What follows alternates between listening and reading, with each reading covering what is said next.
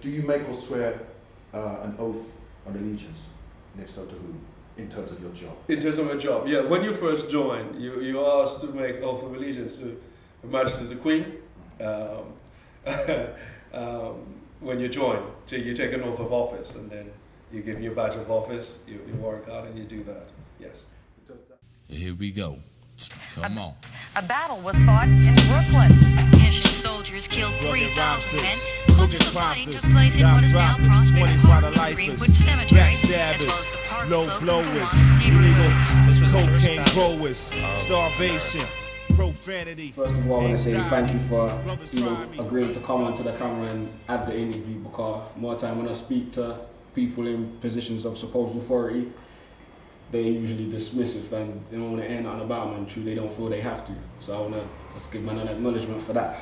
No problem. You're welcome, my brother. Yeah, if you could give yourself an introduction to the camera, let people know, man. Yes, I'm David McFarlane. I'm the National Coordinator for the National Black Police Association. I'm also the General Secretary for the Metropolitan Black Police Association. I'm also a full-time, when I say full-time, I'm a police officer for 27 years in the Metropolitan Police in London. All right. I just want a little background information about the police. I want to know how they originally started. In the UK? Yeah, they started with a group called the Watchmen many years ago, and these folks were literally asked to, if you like, to protect the gentry in this country. So they would sort of keep the poor away from the rich, and then they went on to have what we call the Bow Street Runners. Again, a group of men were put together, and eventually they were given a uniform. But all this was sort of, it was not sort of well organized until Sir Robert Peel, who then organized the first policing in this country in 1829. And that's why police officers are called bobbies, because his name was Robert. And that's how that came about, and that was organized here until they were given uniforms, etc., etc. So that's in a nutshell how the police services started here.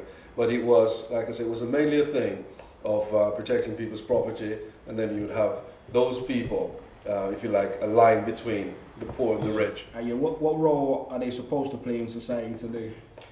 The police service. Yeah. I mean, certainly, the first, when I remember when I first took up the role, what we were taught is that we're supposed to, it says that the first role of the police service is to prevent crime.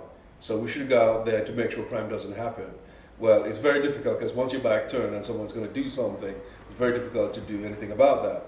But it also went on to say that once the crime has been perpetrated, our role is to resolve that, is to solve that crime. So you say that they're supposed to prevent crime, but right. Like the reason our comments here today, the fundamental problem I got with police is that whenever I encounter them, they come at me, like I said, they're very hostile and dismissive. They don't really want to listen to my views of what it is, why they're doing what they're doing.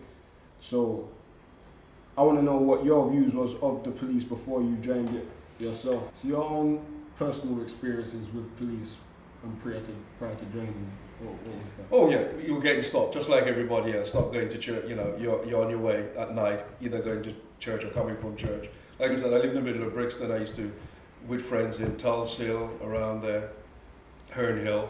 I wasn't stopped that often. It was more, you know, my friends and stuff would talk about it. But it still wasn't, you know, if it's something happened to someone else who looked like you, it still hurt you. Yeah. So it's not a case where I'm standing back and say, just because I wasn't stopped 10 times one day, what my brethren was, I'm not going to turn around and say it didn't affect me.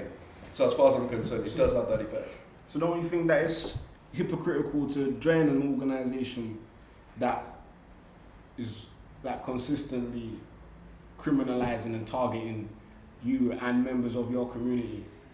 Don't you think that's a contradiction? Good point. And this is something a lot, well, some of us have, I wouldn't say all, black police officers or police officers of colour thought about. But it's something I certainly thought about, because when I sit back and look at issues in South Africa, what was happening during the apartheid years, and they have a second tier of policing of black officers who were used, if you like, almost on the townships and that sort of thing.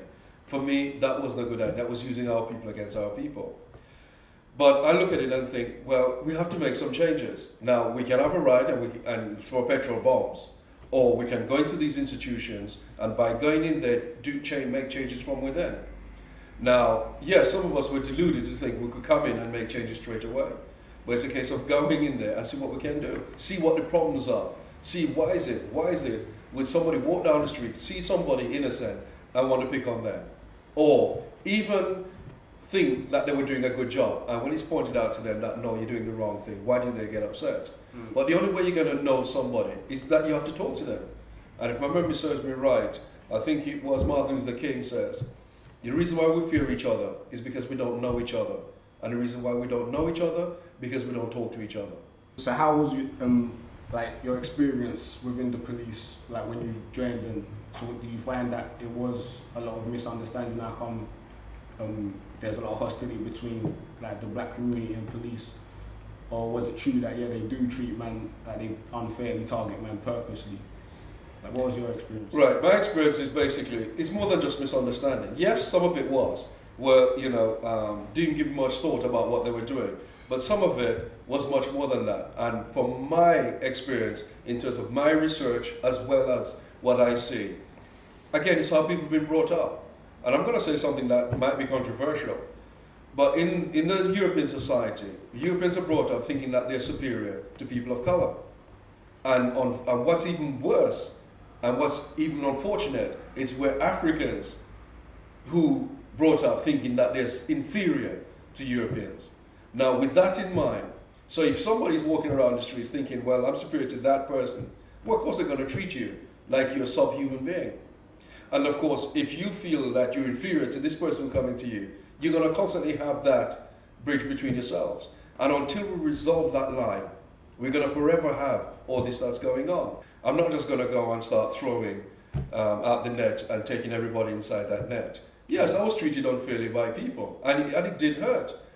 So much so, I remember the first station I was at, very fortunate for me, there was a black officer, detective sergeant, who was based there that I could go and talk to. But I had difficulty. I used to be called monkey. For real? Yeah, I used to be treated badly. And there were some cops who were good, who was very supportive, who saw what I was doing and said it wasn't right, you know, and make sure that I was looked after. But there were some who did things that were just not right.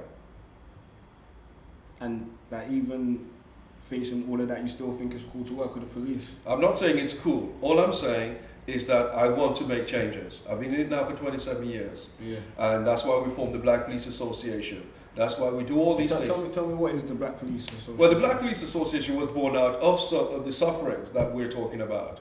Well, basically, for years, you know, we come and join the police service. A lot of people face discrimination. Had enough, end up leaving the service. Some of them faced it, end up suing the police, and then leaving or staying. Some people, all manner, you know, of illnesses take place with them because of the stress and strains that they went through in the police service. And as a result, we thought enough was enough. Now, there was a conference that was called, or should I say, a group of seminars by a commissioner, one of the commissioners back in the early 90s. Wanted to find out about what was it, why is it so many black officers were leaving the police service when we joined, why we didn't stay.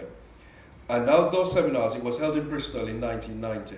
And now those seminars, we told them like it is. We told them the difficulties we were facing, how we were not getting promoted, how we were treated unfairly, what we see was happening with the black community and we didn't like it. A report was done but was never published. And at that after that, they decided, okay, they're going to put something together to address the concerns that we have. And when they put the group together, not one black person was put on the group. It was all white folks. So we said, well, you know, that doesn't make any sense. So what we decided to do is that we had to do something for ourselves. And again, some of those folks who organized it at the time, I wasn't involved in that early group, but the folks who put it together realized that if you wanted change, you're going to have to do it yourself.